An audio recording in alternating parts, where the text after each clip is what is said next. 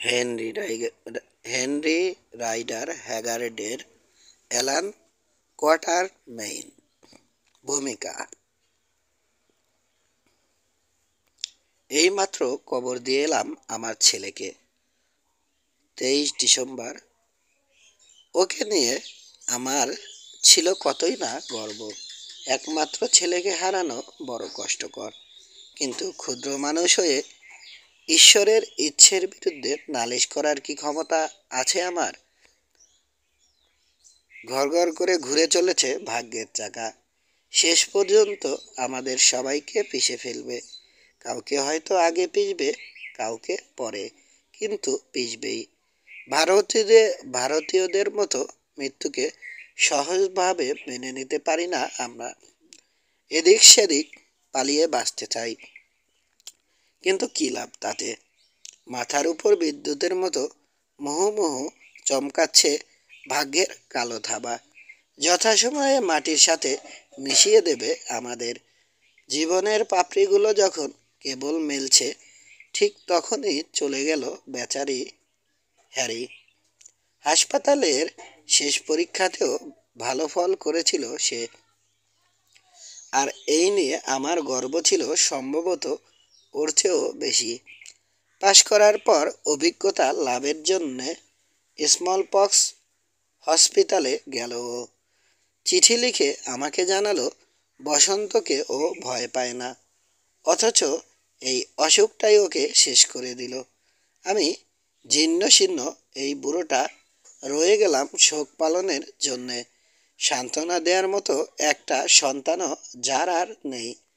আমি অবশ্য ওকে বাঁচাতে পারতাম, কারণ আমাদের দুজনের পক্ষে যথেষ্টেরও বেশি সম্পদ আমি লাভ করেছিলাম সলোমনের গুপ্তধন থেকে। কিন্তু আমার ইচ্ছে ছিল অন্যরকম। বলেছিলাম, শ্রমের মাধ্যমে নিজের জীবিকা অর্জন করতে শিখুক ও, তাহলে শেষ জীবনে বিশ্রামটা উপভোগ করতে পারবে। কিন্তু শ্রমের আগেই এলো বিশ্রাম। ও হ্যারি, হ্যারি বাঁচা আমার। বিকেলে আমার গ্রামের গির্জার পুরনো টাওয়ারের ছায়ায় কবর দিলাম ওকে। ডিসেম্বরের বিষণ্ণ বিকেল, খুব একটা না ঝরলেও তুষারের ভারে থমথম করছে আকাশ। কফিনটা রাখা হলো কবরের পাশে।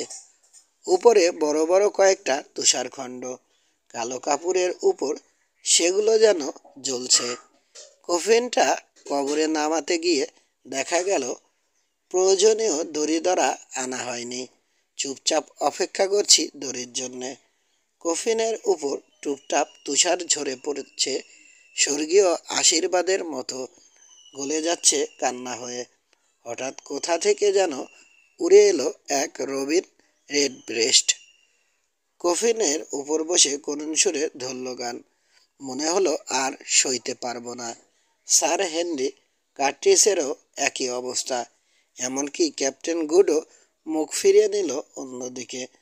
উপরের অংশটুকু অ্যালান কোয়াটারমেইন স্বাক্ষর করা আমার ডায়েরিরই একটা অংশ। লিখেছিলাম 2 বছরের আগে। এখন সেটা কপি করলাম, কারণ কেন যেন মনে হলো যে ইতিহাস আমি লিখতে চাই তার শুরুটা এরকম হওয়াই যুক্তিযুক্ত। এখন এই লেখাটা শেষ করার ক্ষমতা ঈশ্বর দিলেই হয়। যদি না দেয় তবু কিছু যায় আসে না। ঘটনাটা যেখানে ঘটেছে সেখান থেকে 7,000 মাইল দূরে শুয়ে শুয়ে লিখে চলেছি আমি। সুন্দরী একটা মেয়ে বাতাস করে আমার গা থেকে মাছি তাড়াচ্ছে। এত দূরে থেকেও কেন জানি মনে হচ্ছে হ্যারি আমার কাছেই আছে। ইংল্যান্ডে যে বাড়িটাতে থাকি সেটা বেশ সুন্দর। অন্তত আফ্রিকার যে বাড়িগুলোতে প্রায় সারাটা জীবন কাটিয়েছি সেগুলোর তুলনায় তো বটেই। যে গির্জার ছায়ায় হ্যারি শুয়ে আছে সেখানে থেকে বাড়িটা 500 গজও হবে না। অন্ত্যেষ্টিক্রিয়ার পর বাড়ি ফিরে কিছু খেলাম, কারণ জাগতিক আশা আকাঙ্ক্ষা একেবারে শেষ হয়ে গেলেও অনাহারে থাকাটা কোনো কাজের কথা নয়। কিন্তু খুব একটা খেতে পারলাম না। কিছুক্ষণ পর উঠে ওক কাঠের প্যানেল দেয়া ভেস্টিবিউলে পায়চারি শুরু করলাম। অবশ্য খোঁড়াতে খোঁড়াতে চলতে লাগলাম বলাই ভালো, কারণ সিংহের কামড়ে চিরদিনের মতো খোঁড়া হয়ে গেছে আমার একটা পা। ভেস্টিবিউলের চারদিকের দেয়ালে জোড়ায় জোড়ায় সাজানো সব শিং, মোটমাট 100 জোড়ার মতো হবে। সবই আমার শিকার। প্রত্যেকটা শিং চমৎকার, কারণ খুব সামান্য খুঁত থাকলেও সে শিং আমি কখনোই রাখি না। অবশ্য কোনোটার সাথে যদি বিশেষ কিছু চিঠি জড়িয়ে থাকে তাহলে আলাদা কথা। ঘরটার মাঝখানে ফায়ার প্লেসের উপরে ফাঁকা একটা জায়গা, সেখানেই সারি সারি সাজানো রয়েছে আমার সমস্ত রাইফেল। কোনো কোনোটা 40 বছরের পুরনো মাজল লোডার, যেগুলো এখনকার কেউ ছুঁয়েও দেখতে চাইবে না। ছোট্ট একটা পার্ডি রাইফেল আমার অনেক রোমাঞ্চকর ঘটনার সাথী। আফ্রিকার আদিবাসীরা ওটাকে বলে ইনটম্বি, অর্থাৎ কুমারী। সবুজ চামড়ার স্টাম্পে বাঁধা একটা এলিফ্যান্ট গান। ওলন্দাজেরা ওটাকে বলতো রোয়ার। অনেক বছর আগে ওটা কিনেছিলাম এক বুয়ারের কাছ থেকে। সে বলেছিল তার বাবা ওটা ব্যবহার করেছে ব্লাড রিভারের যুদ্ধে।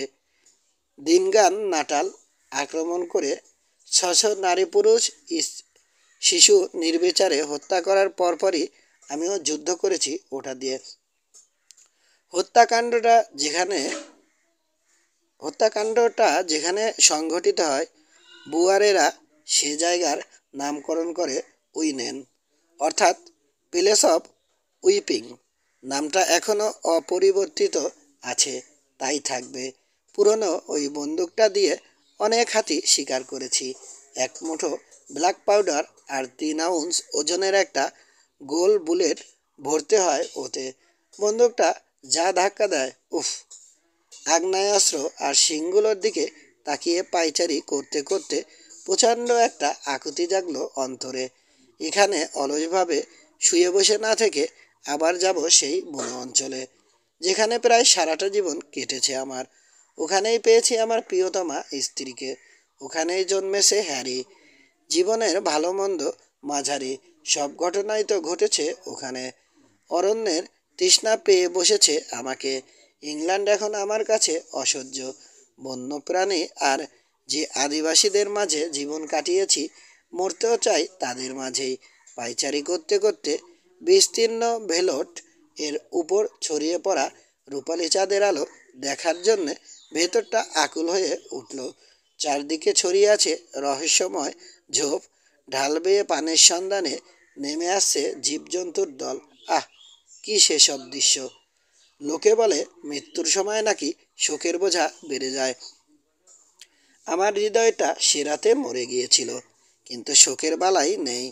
এমন কোনো লোক যদি আমার মতো 40টা বছর বুনো অঞ্চলে কাটায়, তাহলে সেও ইংল্যান্ডের এই নিখুঁত করে ছাঁটা ঝোপ, শস্যক্ষেত, কড়া আদব কায়দা আর ধোপদুরস্ত পোশাকের মাঝে নিজেকে বন্দি করতে পারবে না।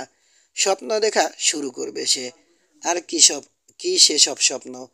দেখবে শূন্য প্রান্তরের উপর দিয়ে বয়ে যাচ্ছে প্রবল হাওয়া, পাথরের উপর সাগরের ফেনা ঝাঁপিয়ে পড়ার মতো শত্রুদের উপর ঝাঁপিয়ে পড়ছে জুলু যোদ্ধারা। আর এসব দেখতে দেখতে তার মনটা বিদ্রোহী হয়ে উঠবে সীমাবদ্ধ সভ্য জীবনের বিরুদ্ধে। মানুষকে কতটা উন্নত করেছে এই সভ্যতা!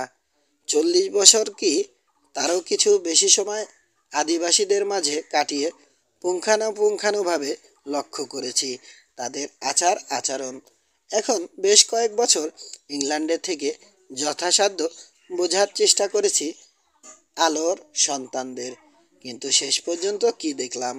বিরাট কোনো অগ্রগতি না, মোটেই নয়। আদিবাসীদের তুলনায় খুব সামান্যই এগিয়েছে শ্বেতাঙ্গ মানুষেরা। এদের যা বেশি আছে তা হলো উদ্ভাবনী আর সাংগঠনিক ক্ষমতা, কিন্তু যে অর্থলোভ শ্বেতাঙ্গদের কুরে কুরে খায় দুরারোগ্য ব্যাধির মতো, তা আদিবাসীদের নেই বললেই চলে। আমার সিদ্ধান্ত হয়তো হতাশাব্যঞ্জক, কিন্তু সব দিক থেকে বিচার করলে দেখা যাবে সভ্য আর বর্বর মানুষের মধ্যে সত্যি বিশেষ কোনো পার্থক্য নেই। অতি সভ্য যে মহিলা তার পুতির মালা পরা কালো বনটির কথা ভেবে বুড়ো এক বোকা শিকারীর সরলতায় হাসছেন, তাকে বলবো, আপনার গলায় যে মালাটি শোভা পাচ্ছে তার সাথে ওই মালার যে বড় বেশি মিল। বিশেষ করে আপনার লো কাট পোশাক যে বর্বরদের কথাই মনে করিয়ে দেয়। আপনি যেভাবে সিঙা আর ঢোলের শব্দে ফিরে ফিরে তাকান, বিবাহ যুদ্ধে জয়ী ধনী যোদ্ধাটির হাতে নিজেকে সঁপে দেন, রঞ্জক পদার্থ আর পাউডারের প্রতি আপনার টান, ঘন ঘন পালকওয়ালা ক্যাপের ধরন পরিবর্তন, এই সবই একটা আত্মীয়তার কথাই স্মরণ করিয়ে দেয়। তাছাড়া সুশিক্ষিত যে অলস ভদ্রলোকটি ক্লাবে বসে বিজ্ঞানসম্মত ডিনার খাচ্ছেন, যে ডিনারের খরচ অনাহারী কোনো পরিবারের 7 দিনের আহার জোটাতে পারে, তাকে বলবো, স্যার, আমার লেখা পড়ে বর্বরের কথা ভেবে তো মিটিমিটি হাসছেন, কিন্তু এখনই যদি কিছু লোক এসে আপনার মুখে মুষ্ঠাঘাত করে, তাহলেই দেখা যাবে কতটুকু বর্বরতা আপনার মধ্যে লুকানো আছে। এখানে চিরদিন কাটিয়ে দিতে পারি আমি, কিন্তু কী লাভ হবে তাতে? সভ্যতা তো রূপোর গিলটি করা বর্বরতা মাত্র। সভ্যতার এই অসার দম্ভ উত্তুরে আলোর মতো আসে কেবল চলে গিয়ে আকাশটাকে আরও বেশি অন্ধকার করতে। বর্বরতার মাটিতে মহেরুহের মতো ডালপালা মেলেছে এই সভ্যতা, যেটা একদিন মিশরীয়, গ্রিক, রোমান বা ইতিহাসের পাতা থেকে হারিয়ে যাওয়া অন্যান্য সভ্যতার মতোই পতিত হবে। মানুষের উন্নতিকল্পে গঠিত আধুনিক প্রতিষ্ঠানগুলোর কথা আমাকে বলে কোনো লাভ নেই। স্বীকার করি, কোনো কোনো প্রতিষ্ঠানের অনেক সুযোগ সুবিধা আছে, যেমন হাসপাতাল, কিন্তু মনে রাখতে হবে, হাসপাতাল ভরানোর জন্যে আমরাই জন্ম দিই রোগাটে মানুষের। বর্বরদের দেশে এসব বালাই নেই বললেই চলে। সভ্যতাকে এভাবে খাটো করে দেখার জন্যে কোনো কৈফিয়ত দেব না আমি। যারা কম বয়সী বা এসব কথা একেবারেই বুঝতে চায় না, তারাও একদিন ঠিকই বুঝবে। মনে হয় আপন সীমাবদ্ধতার কথা মাঝে মাঝে আমাদের ভাবা উচিত, যাতে জ্ঞানের গর্ব আমাদের নষ্ট করতে না পারে। মানুষের দক্ষতা অসীম, কিন্তু স্বভাব লোহার বালার মতো।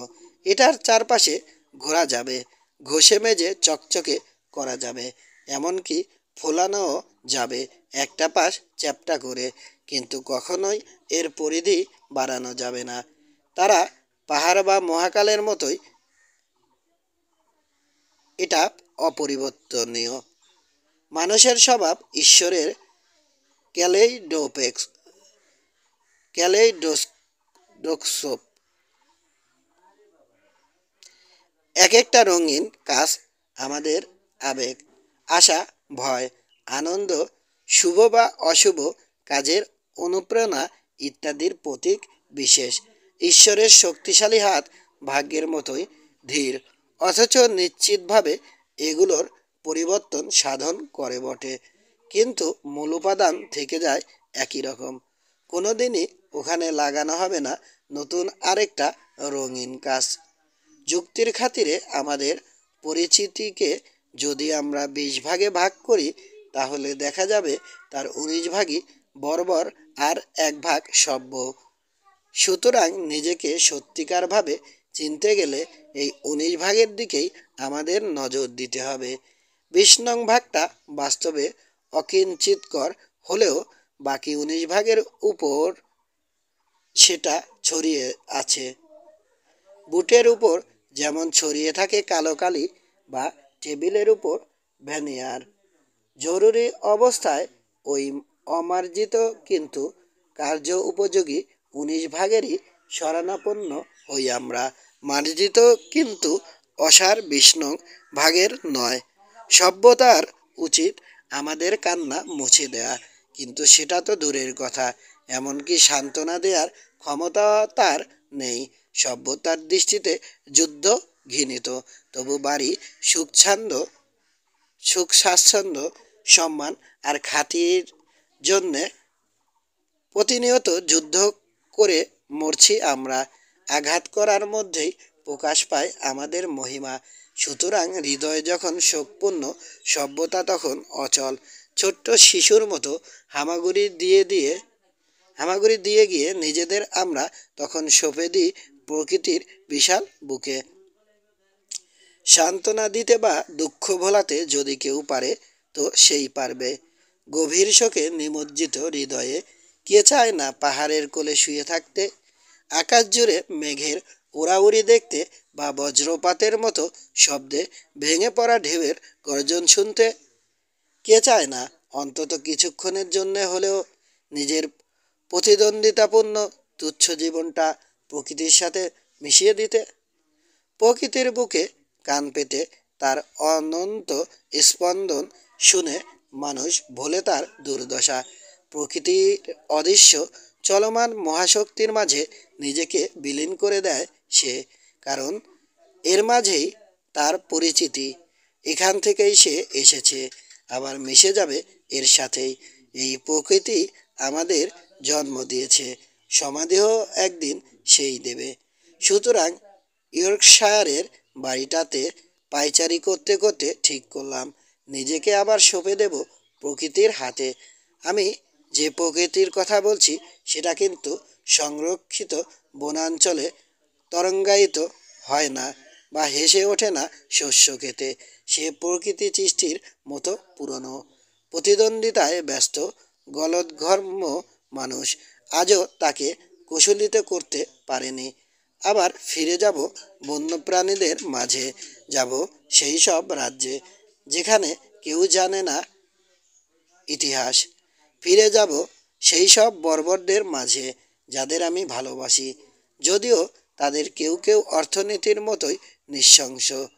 সম্ভবত ওখানে গেলেই আমি শিখতে পারবো হৃদয় ভেঙে দুটুকরো হবার অনুভূতি ছাড়াও কিভাবে হ্যারির কথা ভাবা যায়।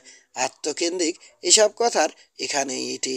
কিন্তু যদি কোনো দিন কারো চোখ পড়ে আমার এই লেখার উপর, তাকে ধৈর্য ধরতে বলবো, কারণ এতক্ষণ ধরে যে বকবক করেছি তা অযথা নয়।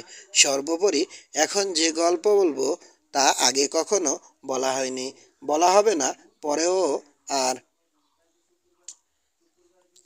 এক, হ্যারির অষ্টক্রিয়ার পর 1 সপ্তাহ কেটে গেছে।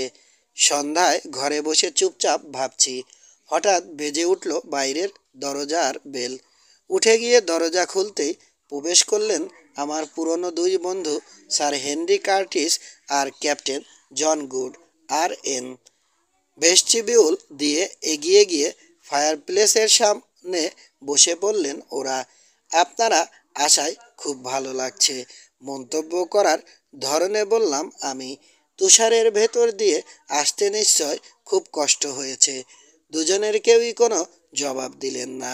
ধীরে ধীরে তামাক ভরে জ্বলন্ত এক টুকরো কয়লা দিয়ে পাইপটা ধরালেন স্যার হেনরি।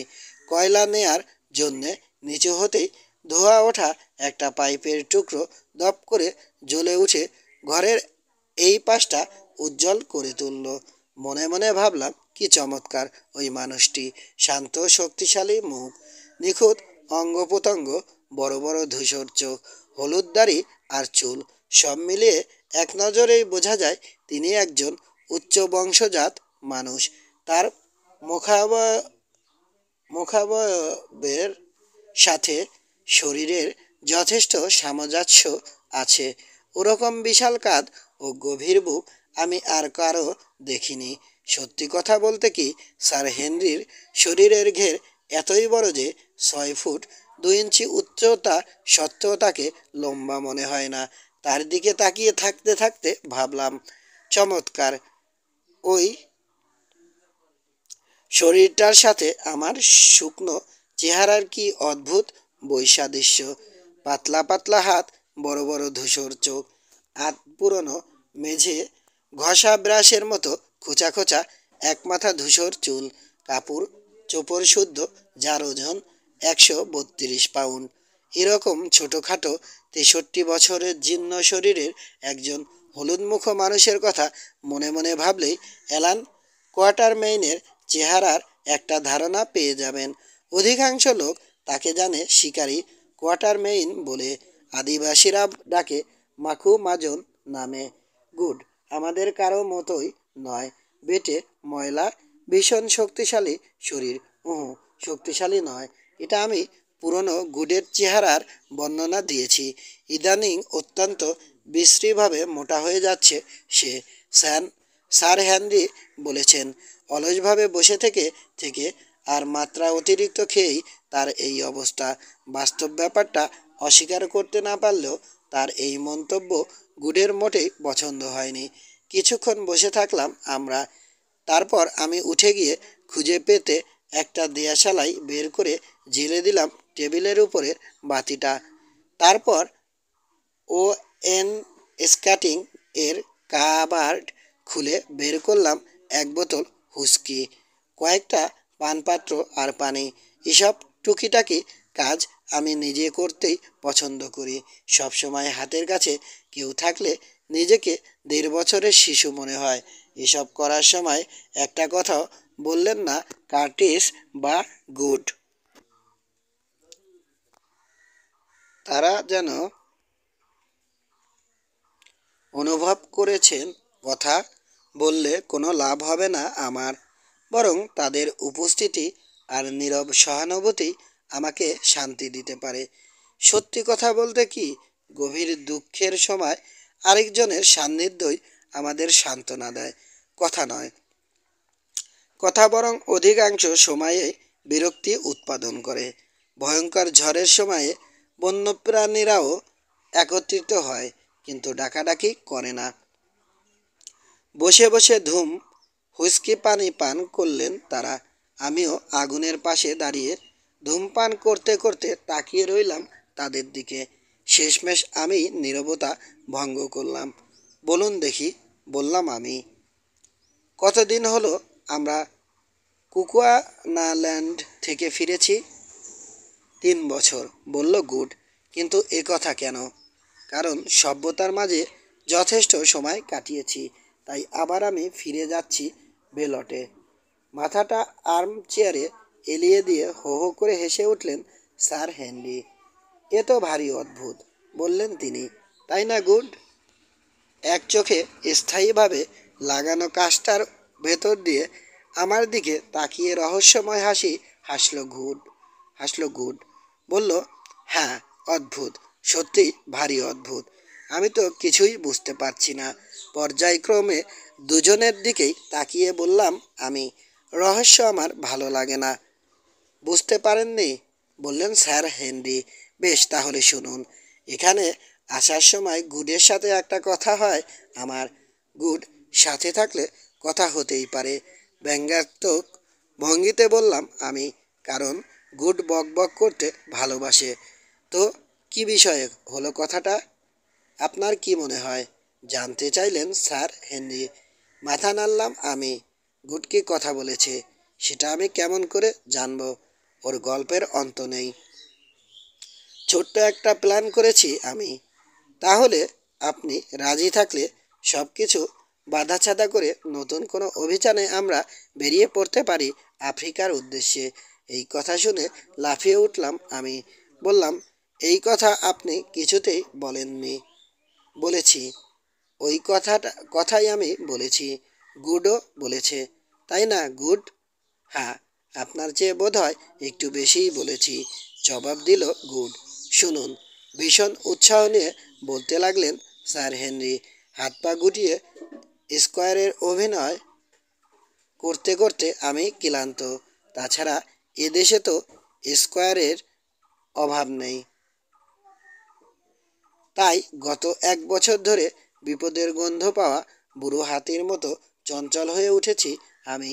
সব সময় ভেবেছি কুকুয়ানাল্যান্ড, গন্ডোল আর সলোমনের গুপ্তধনের কথা। অজানা কিসের তৃষ্ণায় যেন ভেতরটা আকুল হয়ে উঠেছে।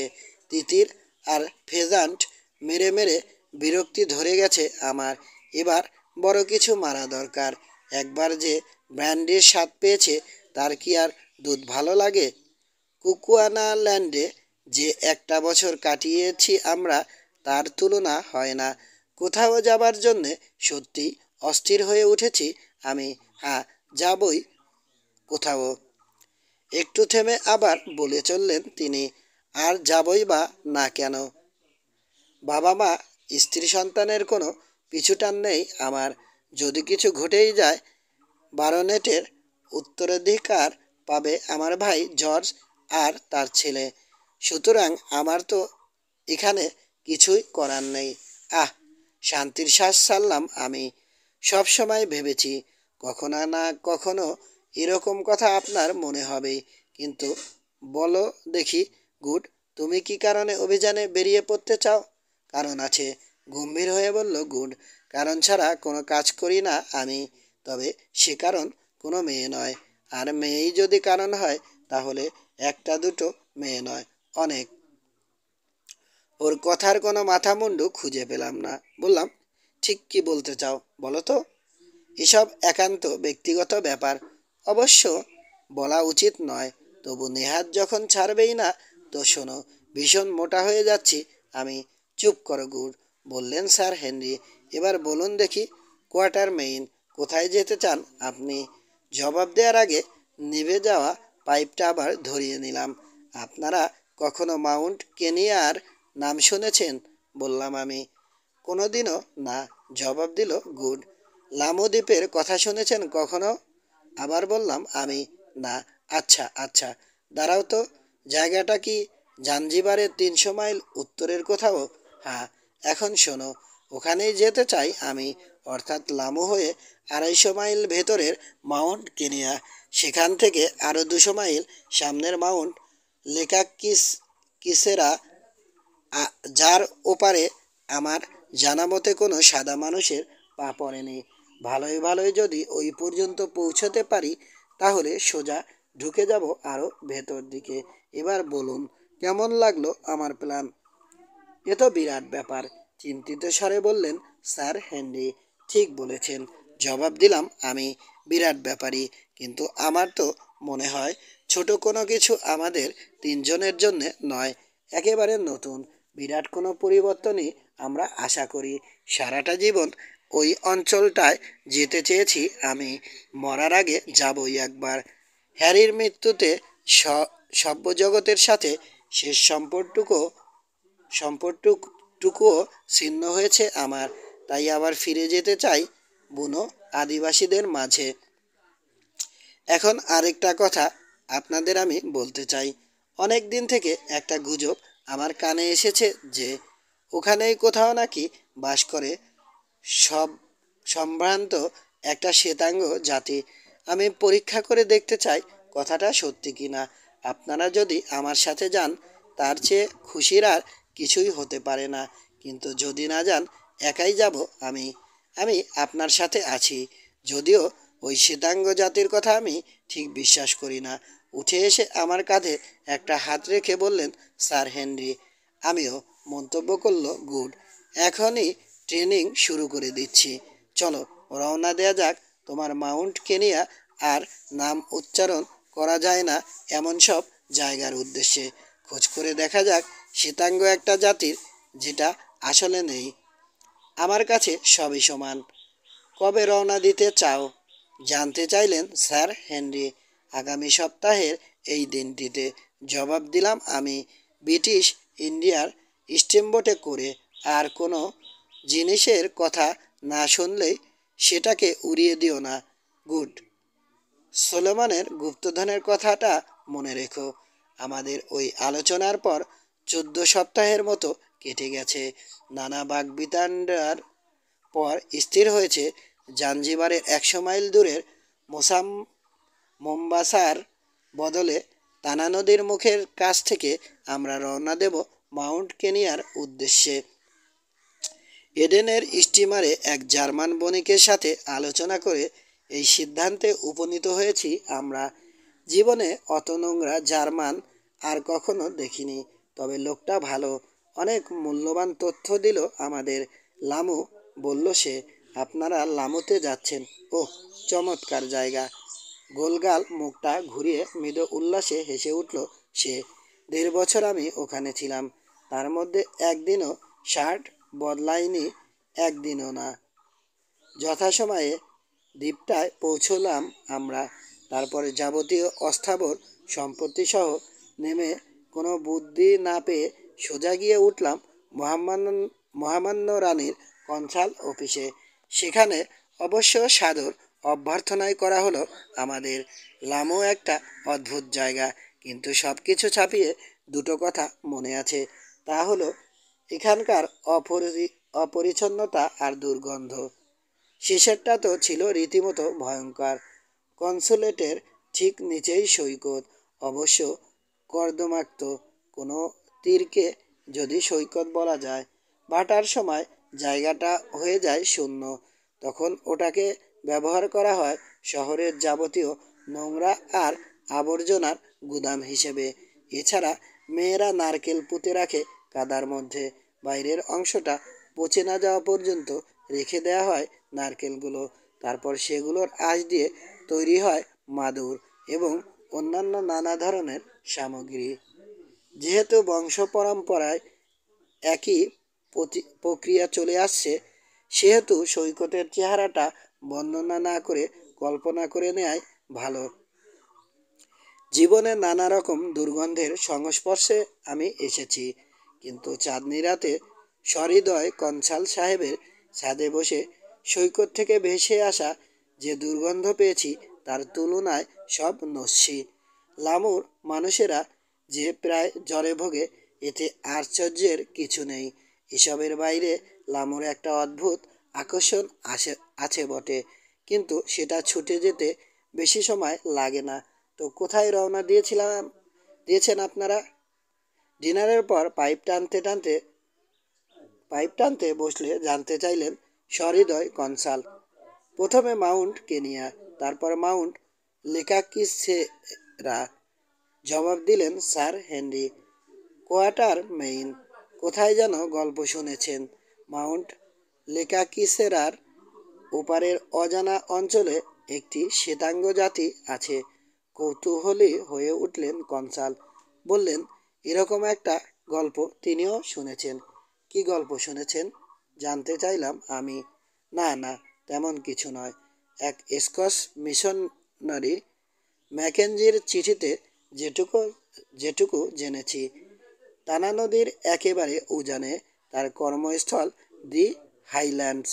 চিঠিতেও বিশেষ কিছু লিখেননি তিনি। চিঠিটা আপনার কাছে আছে? বললাম আমি। না, ওটা নষ্ট করে ফেলেছি, তবে চিঠির কথাগুলো স্পষ্ট মনে আছে। একদিন ম্যাকেঞ্জির কর্মস্থলে আসে একজন মানুষ, জানায় মাউন্ট লেকাকিসেরার ওপারে গিয়েছিল সে। আমার জানা মতে ওদিকে কোনো সাদা মানুষের পা পড়েনি। যাই হোক, মাউন্ট লেকাকিসেরার ওপাশে মাস দুয়েক চলার পর লেগা নামের একটা হ্রদের দেখা পায় সে। ওখান থেকে সে যেতে থাকে উত্তর পূর্ব দিকে। 1 মাস ধরে মরুভূমি, কাঁটাভর্তি বনাঞ্চল, বড় বড় পাহাড় অতিক্রম করে যাবার পর একটা দেশে গিয়ে পৌঁছয়। সেখানকার মানুষ নাকি সাদা, বাস করে পাথরের তৈরি ঘরবাড়িতে। চমৎকার আতিথেয়তা আতিথেয়তার মাঝে কিছুদিন কাটানোর পর সেখানকার পুরোহিতেরা রটিয়ে দেয় সে শয়তান। তখন জনসাধারণ তাকে তাড়িয়ে দেয়। 8 মাস ধরে দুর্গম পথ পেরোনোর পর সে যখন ম্যাকেঞ্জির কাছে গিয়ে পৌঁছায়, তখন তার একেবারে মুমূর্ষু অবস্থা। ব্যাস, এটুকুই জানি আমি। আমার বিশ্বাস লোকটা মিথ্যে কথা বলেছে। আপনারা যদি আরও কিছু জানতে চান, তাহলে আপনাদের উচিত হবে ম্যাকেঞ্জির সাথে দেখা করা। স্যার হেনরি ও আমি পরস্পরের দিকে তাকালাম। আমরা ভাবছি মিস্টার ম্যাকেঞ্জির ওখানেই যাব, বললাম আমি। আপনাদের পক্ষে সেটাই সবচেয়ে ভালো হবে, বললেন কনসাল। তবে অত্যন্ত বিপজ্জনক একটা অভিযানে যাচ্ছেন আপনারা। শুনেছি ওদিকে মাসাইরা আছে, নিশ্চয় জানেন। খুব সুবিধের জিনিস নয় ওরা। ব্যক্তিগত কাজ করে দেওয়ার জন্যে বাছাই কিছু লোক নেওয়া দরকার আপনাদের। গ্রামে গ্রামে গিয়ে কিছু বেয়ারাও জোগাড় করে নেবেন। এতে করে হয়তো ঝামেলার চূড়ান্ত হবে, তবু সব মিলিয়ে ক্যারাভ্যানের চেয়ে অনেক কম খরচ পড়বে এতে। এগোনোর ব্যাপারেও অনেক সুবিধাজনক অবস্থায় থাকবেন। তাছাড়া পরিত্যক্ত হবার ভয়ও অনেক কম থাকবে। সৌভাগ্যক্রমে তখন লামুতে একদল ওয়াফি আসকারি ছিল সৈন্য। ওয়াফিরা মাসাই এবং ওয়াটাভেটার সংকর একটা জাতি। জুলুদের বেশ কিছু সুগুণাবলী এদের মধ্যে আছে। এরা খুব ভালো শিকারী। জাটসন নামের এক ইংরেজের সাথে বিরাট একটা অভিযান সেরে মাত্র কিছুদিন হলো ফিরেছে এরা। লামুর 150 মাইল ভাটির মোম্বাসা থেকে রওনা দিয়েছিলেন জাটসন। কিলিমাঞ্জারোর চারপাশ ঘুরে ফিরতি যাত্রায় ঝড়ের কবলে পড়ে তিনি যখন মারা গেলেন মোম্বাসা তখন আর মাত্র একদিনের পথ। ভাবতে কষ্ট হয় যে অভিযানের যাবতীয় দুর্দশা সহ্য করার পর নিরাপদ স্থান যখন আর মাত্র কয়েক ঘন্টার পথ তখনই মারা গেলেন তিনি। কিন্তু যা হবার তাই হয়েছে, এ নিয়ে চিন্তা করে আর কি লাভ। দলের শিকারীরা তাকে কবর দিয়ে একটা ডাউয়ে চড়ে লামুতে এসেছে। কনসাল বললেন, আমাদের উচিত এদের ভাড়া করার চেষ্টা করা। সুতরাং পরদিন সকালে একজন দোভাষী সাথে নিয়ে আমরা চললাম দলটার সাথে কথা বলতে। যথাসময়ে শহরের প্রান্তে মাটির একটা কুঁড়ে ঘরে তাদের দেখা পেলাম আমরা। 3 জন বসে আছে কুঁড়ে ঘরের বাইরে। সরল মোটামুটি সভ্য চেহারার মানুষ। খুব সাবধানে আমাদের এখানে আসার কারণ খুলে বললাম। ওরা বলল, আমরা যা চাইছি তা হতে পারে না। দীর্ঘ পথশ্রমে ওরা অত্যন্ত ক্লান্ত। তাছাড়া মনটাও ভার হয়ে আছে প্রভুকে হারিয়ে। তাই এখন বাড়ি ফিরে গিয়ে কিছুদিন বিশ্রাম নিতে চায়। কিছুটা হতাশ হয়ে জানতে চাইলাম, ওদের দলের বাকি 3 জন কোথায়? আমরা তো 6 জনের কথা শুনে এসেছি। একজন বলল, ওরা ঘুমোচ্ছে। ঘুমে ওদের চোখের পাতা ভারী হয়ে আছে, দুঃখের হৃদয় ভারী হয়ে আছে শীষের মতো। আর মনের এই অবস্থায় ঘুমানোই ভালো, কারণ ঘুমালে সব ভুলে থাকা যায়। কিন্তু ওদের না জাগিয়ে তো আমাদের উপায় নেই। এই সময়ে হাই তুলতে তুলতে কুঁড়ে ঘরের ভেতর থেকে বেরিয়ে এলো 3 জন। প্রথম 2 জন ইতিমধ্যেই আমাদের দেখা 3 জনের মতোই, কিন্তু তৃতীয় লোকটার দিকে চোখ পড়তেই ভেতরটা লাফিয়ে উঠল আমার। প্রায় 6 ফুট 3 ইঞ্চি লম্বা কিন্তু শুকনো চেহারার একটা লোক। অঙ্গ প্রত্যঙ্গগুলো তারের মতো শক্ত। প্রথম নজরেই পরিষ্কার বুঝতে পারলাম এ ওয়াফি নয়, খাঁটি জুলু। হাই তোলার সময় একটা হাত উঠে ঢেকে দিয়েছে মুখটা, তবু কপালের 3 কোণা বড় গর্তটা দেখে বুঝতে অসুবিধে হলো না। একজন কেশলা বা বালাধারী মানুষ। এক ধরনের কালো আঠার সাথে চুল মিলিয়ে তৈরি হয় বালাটা। একটা নির্দিষ্ট বয়স ও সম্মানের অধিকারী হলে বা যথেষ্ট পরিমাণে বউ থাকলে জুলুদের এই বালা দেয়া হয়। বালাধারী জুলুর বয়স 35 কি তার বেশি হলেও তাকে বালকই মনে করা হয়। হাতটা সরাতেই দেখা গেল শক্তিশালী কৌতুকপূর্ণ একটা মুখ। তাতে ধূসর ছোপ লাগা খাটো খাটো পশমের মতো কোঁকড়ানো দাড়ি আর বাজ পাখির মতো তীক্ষ্ণ একজোড়া বাদামি চোখ। মুহূর্তের মধ্যে চিনতে পারলাম লোকটাকে। কেমন আছো আমসোলোপোগাস? জুলু ভাষায় আস্তে করে বললাম আমি। এই লম্বা লোকটার সম্বন্ধে অনেক গল্প চালু আছে জুলুল্যান্ডে। কাঠঠোকরা নামেই ও সমাধিক পরিচিত, তবে কেউ কেউ বলে কসাই। আমার কথা কানে যাবার সাথে সাথে ভীষণ বিস্ময়ে হাতে ধরা কুড়ালটা প্রায় পড়ে যাবার উপক্রম হলো তার। পর মুহূর্তেই আমাকে চিনতে পেরে অভিবাদন করলো সে। সর্দার, শুরু করলো সে। পুরনো সর্দার, বাবা মাখুমাজন। ঝানু শিকারী, হাতির খুনি, সিংহের জম, চালাক, সতর্ক, সাহসী, চটপটে, যার গুলি কখনো ব্যর্থ হয় না। একবার কারো হাত ধরলে যে আর মরার আগ পর্যন্ত ছাড়ে না, অর্থাৎ প্রকৃত বন্ধু। সর্দার, বাবা।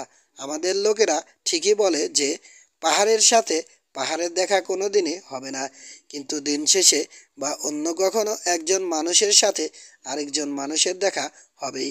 কত বছর আগে দেখা হয়েছিল আমাদের? অথচ দেখো, এই বদগন্ধওয়ালা জায়গায় আবার ফিরে পেলাম আমার বন্ধু মাখু মাজনকে। সন্দেহের কোনো অবকাশ নেই। বুড়ো শেয়ালের চুল কিছুটা ধূসর হলেও চোখ এখনো তীক্ষ্ণই আছে। দাঁতও কি নেই যথেষ্ট ধারালো? হা হা। মাখু মাজন, মনে পড়ে তেরে আসা মোষটার চোখে কিভাবে গুলি ঢুকিয়ে দিয়েছিলে? মনে পড়ে? প্রথমটায় আমি কিছু বললাম না, কারণ লক্ষ্য করেছি আমার সম্বন্ধে ওর কৌতূহল প্রভাব ফেলছে পাস ওয়াফির উপর। কিন্তু এখন ওকে থামানো দরকার। জুলুদের যাবতীয় অভ্যাসের মধ্যে আমি সবচেয়ে বেশি ঘৃণা করি ওদের এই মাত্রা অতিরিক্ত প্রশংসা। ওরা এটাকে বলে বোঙ্গারিং। চুপ, বললাম আমি। আমার সাথে এতদিন দেখা না হওয়ায় কি সমস্ত কথা পেটের মধ্যে জড়ো হয়েছিল যে হুড়হুড় করে বেরিয়ে আসছে? কিন্তু তোমাকে তো জুলুল্যান্ডে সর্দার হয়ে থাকতে দেখেছি। এখানে কি করছো এদের সাথে? তোমার দেশ ছেড়ে এদের সাথে জুটলেই বা কিভাবে? সাদা গন্ডারের খড়গ দিয়ে তৈরি চমৎকার হাতলওয়ালা কুড়ালটার উপর ভর দিল আম আমসোলোপোগাস। হিংস্র মুখটা বিষণ্ণ হয়ে উঠল ওর। বাবা, জবাব দিল সে, তোমাকে আমার কিছু বলার আছে, কিন্তু সে কথা তো এই আমফাগোজানদের, নিচু জাতের লোক, সামনে বলা যাবে না। ওয়াফি আশকারীদের দিকে তাকালো সে। এ কথা শুধু তোমাকেই বলা যায় বাবা, আমি কেবল বলতে পারি। মুখটা আবার কঠোর হয়ে উঠল ওর। একটা মেয়ে বিশ্বাসঘাতকতা করে আমাকে প্রায় মৃত্যুর মুখে ঠেলে দিয়েছিল। লজ্জায় মাথা কাটা গেছে আমার। গোলমুখো একটা মেয়ে, আমার নিজের বউ। যারা আমাকে মারতে এসেছিল তাদের হাত থেকে কোনো মতে বেঁচে যাই। 3বার আমার কুড়ালটা ইনকোসি কাজ চালাই আমি। বাবার নিশ্চয় খেয়াল আছে ওটার কথা। একবার ডানে, একবার বাঁয়ে, একবার সামনে, ব্যাস 3জন শেষ। তারপর দৌড় শুরু করলাম। বাবা তো জানে, বুড়ো হলেও এখনো সাসাবির আফ্রিকার অন্যতম দ্রুত গতিসম্পন্ন এক জাতের এন্টিলোপ মতো দৌড়াতে পারি আমি। একবার কারো সামনে চলে গেলে সে আর আমার নাগাল পায় না। তো ছুটে চললাম আমি শিকারি কুকুরের মতো। শব্দ করতে করতে পেছন পেছন আসতে লাগলো মৃত্যু দূতেরা। আমার কালের পাশ দিয়ে ছোটার সময় দেখি ঝর্ণাতে পানি ভরতে গেছে বিশ্বাসঘাতিনী। মৃত্যুর ছায়ার মতো ওর পিছে গিয়ে দাঁড়ালাম আমি। এক কোপে ঘাড় থেকে নামিয়ে দিলাম মাথাটা। তারপর ছুটে চললাম উত্তরে। 3 মাস ধরে ছুটলাম আমি, জানি না কোথায় যাচ্ছি। শেষমেশ দেখা হলো এই দলটার সাথে। শীতাঙ্ক একজন শিকারীর সাথে অভিযানে গিয়েছিল এরা। শিকারীটা মারা গেছে, সাথে করে কিছুই আনতে পারিনি। মহারাজা চাকার রক্ত যার ধমনীতে বইছে, যে ছিল কুড়ালধারী যোদ্ধাদের সর্দার, নকো মাসাকোসি সৈন্যদের সেনাপতি, আসছে ভবঘুরে। ব্যাস, বাস করার মতো একটা প্রলও তার নেই। এই কুড়ালটা ছাড়া কিছুই আনতে পারিনি আমি, যেটার অধিকারে এতদিন শাসন করেছি কুড়ালধারী যোদ্ধাদের। আমার গবাদি পশুগুলো ভাগ করে নিয়েছে তারা, লুটে নিয়েছে বউগুলোকে। নিজের সন্তানও আমাকে আর চিনতে পারবে না। তবু এই কুড়াল দিয়েই মাথার উপর দিয়ে বউ করে এক পাক ঘুরিয়ে আনলো সে ভয়ঙ্কর অস্ত্রটা। ভাগ্য গড়ে নেব আমি। ব্যাস, এই হলো আমার গল্প। ওর দিকে তাকিয়ে মাথা ঝাঁকালাম আমি। বললাম, আমসোলোপোগাস, তোমাকে আমি আগে থেকে চিনি। উচ্চাশা আর রক্তের নেশা তোমার চিরদিনই প্রবল। উচ্চাশায় নিশ্চয় শেষমেশ তোমার পতন ডেকে এনেছে। বেশ কয়েক বছর আগে প্যান্ডার ছেলে কেটি ওর বিরুদ্ধে ষড়যন্ত্র পাকিয়েছিলে। সে ব্যাপারে আমি তোমাকে সাবধান করেছিলাম। আমার নিষেধ শুনে বেঁচে গিয়েছিলে সে যাত্রা। কিন্তু এবার যেহেতু আমি ছিলাম না, নিশ্চয়ই কুয়ো খুঁড়েছ নিজের জন্যেই, তাই না? যাক, যা হবার তা হয়ে গেছে। মরা গাছে পাতা ফোটাতে পারে কে, বা ফিরিয়ে আনতে পারে গত বছরের আলো? কে পারে বলা কথা ফিরিয়ে নিতে? বা মৃতকে করতে জীবিত? সময়ের গর্ভে একবার যা বিলীন হয়ে যায় তা আর কখনোই ফিরে আসে না। বলা যাক তোমার গল্প। এখন শোনো আমস্লোপোগাস, তোমাকে আমি একজন বড় যোদ্ধা বলে জানি। এমনকি জুলুল্যান্ডে, যেখানে সবাই সাহসী, তোমাকে কসাই নামে ডাকা হয়। রাতে আগুনের চারপাশে বসে ওরা তোমার সাহস আর বীরত্বের গল্প করে। এখন আমার কথা শোনো। লম্বা এই যে মানুষটা দেখছো, আমার বন্ধু। আঙুল নির্দেশ করলাম স্যার হেনরির দিকে।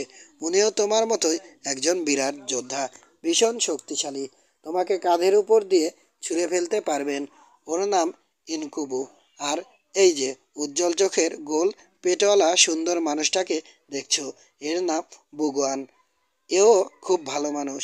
এ এমন এক অদ্ভুত জাতের মানুষ যারা পানির উপরে ভাসমান ক্রালে জীবন কাটায়। এখন আমরা তিনজন বিরাট সাদা পাহাড় ড্রোঙ্গোয়েডের মাউন্ট কেনিয়া পার হয়ে ওপাশের অজানা অঞ্চলে যাব। জানি না কি দেখতে পাবো। আমরা চলেছি শিকার করতে, নতুন জায়গা আবিষ্কার করতে, মোট কথা রোমাঞ্চের সন্ধানে।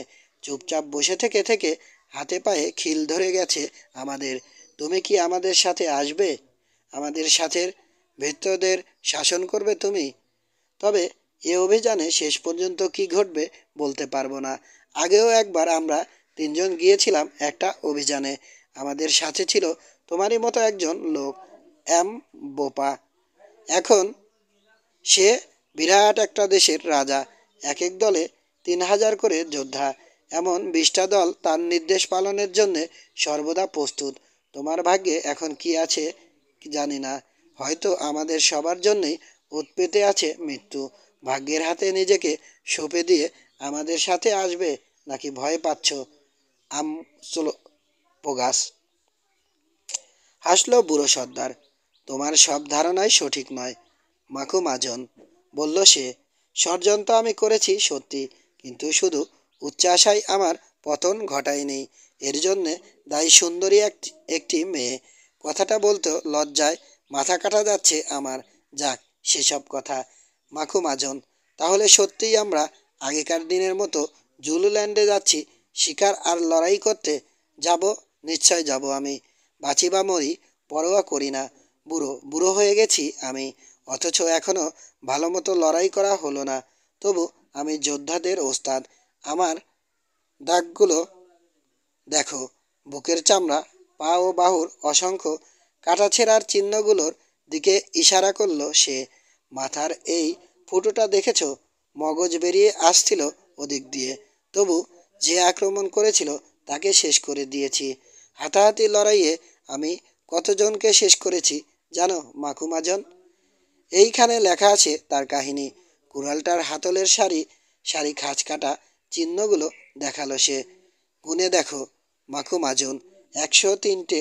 তবু তো যাদের পেট চিরিনি বা আমার আগেই অন্য কারো আঘাত লেগেছে তাদের হিসেব করিনি। চুপ করো। ধীরে ধীরে রক্তপাতের নেশা ওকে পেয়ে বসেছে দেখে বললাম, আমি একদম চুপ। এই জন্যেই লোকে তোমাকে কসাই বলে। তোমার খুনের ইতিহাস শুনতে চাই না আমরা। যদি আমাদের সাথে যেতে চাও, মনে রেখো, আত্মরক্ষার প্রয়োজন ছাড়া আমরা লড়াই করব না। জুলুদের মধ্যে একটা কুসংস্কার চালু আছে যে শত্রুকে মারার পর পেট চিরে না দিলে তাদের মৃতদেহ ফুলে ওঠার সাথে সাথে হত্যাকারীর দেহ ফুলে উঠবে। এখন শোনো, আমাদের কিছু কাজের লোক দরকার। এরা একটু দূরে সরে বসা ওয়াফিদের দিকে ইঙ্গিত করে বললাম। বলছে যাবে না। যাবে না? চিৎকার করে উঠল আমসোলোপোগাস। আমার বাবা যেতে বলেছে, তারপরেও যাবে না? কোন কুত্তা? তুই। প্রথম যে ওয়াফিটার সাথে কথা বলেছিলাম, এক লাফে তার উপর গিয়ে পড়ল সে। হাত ধরে হিড়হিড় করে টেনে নিয়ে এলো আমাদের কাছে। তুই বলেছিস কুত্তা? আতঙ্কিত লোকটাকে ভীষণভাবে ঝাঁকাতে ঝাঁকাতে বলল সে। আরেকবার বল, গলাটা টিপে শেষ করে দিই তোকে। ওর লম্বা লম্বা আঙুলগুলো চেপে বসতে লাগলো ওয়াফিটার গলায়। তোকে আর তোদের সাথে সবগুলোকে। তোর ভাইকে কতখানি সাহায্য করেছিলাম ভুলে গেছিস? না, আমরা সাদা মানুষের সাথে যাব। হ্যাসফ্যাস করতে করতে বলল, ওয়াক ওয়াফিটা। সাদা মানুষ কপট ক্রোধে ক্রোধে বলে উঠল, আম চলো পোগাস। অবশ্য সামান্য প্ররোচনাতেই এই ক্রোধ আসল রূপ ধারণ করতে পারে। কার কথা বলছিস জানিস, কুত্তা? আমরা আমরা বড় সর্দারের সাথে যাব। হ্যাঁ, শান্ত স্বরে বলল আমচলো পোগাস। হঠাৎ করে মুঠি শিথিল করতেই পেছন দিকে পড়ে গেল ওয়াক ওয়াফিটা। আমি জানি যাবি তোরা। মনে হচ্ছে সাথীদের উপর মানসিক প্রভাব বিস্তার করার একটা অদ্ভুত ক্ষমতা আছে আমচলো পোগাসের। চিন্তিত স্বরে মন্তব্য করল গুড।